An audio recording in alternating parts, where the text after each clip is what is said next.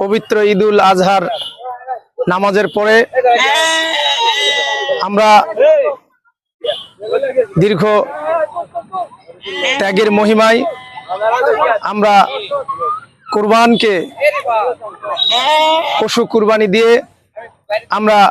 মানসিকভাবে প্রস্তুতি নিয়ে দেশের বিভিন্ন প্রান্তে বাংলাদেশের জনগণ ভ্রমণ পিপাসু ভাই ও বোনেরা সকলকে জানাই আছরাঙ্গার দিঘি জয়পুরহাট খেতলালের পক্ষ থেকে সবাইকে সাদর সম্ভাষণ। আমরা দীর্ঘ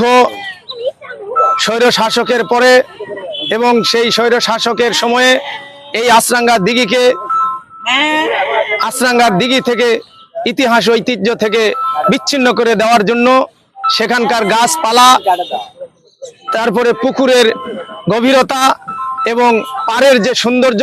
সবকিছু নষ্ট করে ফেলেছিল। সেইগুলি ফিরিয়ে আনার জন্য আমরা গত 5 তারিখের পরের থেকে ডোর টু ডোর কাজ করে যাচ্ছি। তারই ধারাবাহিকতায় রেনেসা অ্যাগ্রো লিমিটেড বাংলাদেশ সরকারের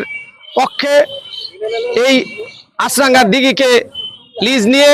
সরকারের রাজস্ব খাতকে বৃদ্ধি করার লক্ষ্যে এই আছরাঙ্গার দিঘিতে মৎস্য খামার প্রজনন এবং মাছ চাষে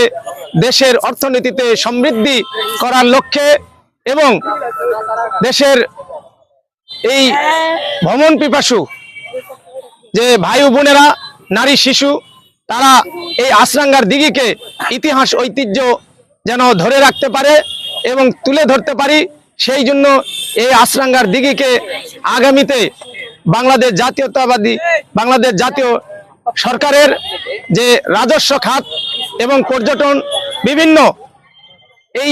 সেক্টরগুলিতে আমরা ইতিমধ্যে আমাদের এই আছরাঙ্গার দিঘির সম্পর্কে তুলে ধরেছি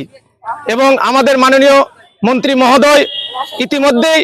জাতীয় সংসদে এই আছরাঙ্গার দিঘির এবং আছরাঙ্গার দিঘির আশেপাশে একটি সরকারের পক্ষ থেকে একটি পর্যটন কেন্দ্র গড়ে তোলার লক্ষ্যে ভূমি অ্যাকোয়ার করে এবং সেখানে যেন ভ্রমণ পিপাসু মানুষেরা এখানে যেন সাদরভাবে এবং সুন্দরভাবে সুন্দর পরিবেশে ভ্রমণ করতে পারে এবং বিশ্ব দরবারে এই 1992 সালে আপসের নেত্রী বেগম খালেদা জিয়ার এসেছিলেন সেই আছরাঙ্গার দিঘি খননে এবং সবকিছু আমরা সেই আছরাঙ্গার দিঘিকে আবার সেই মরহুম বেগম খালেদা জিয়ার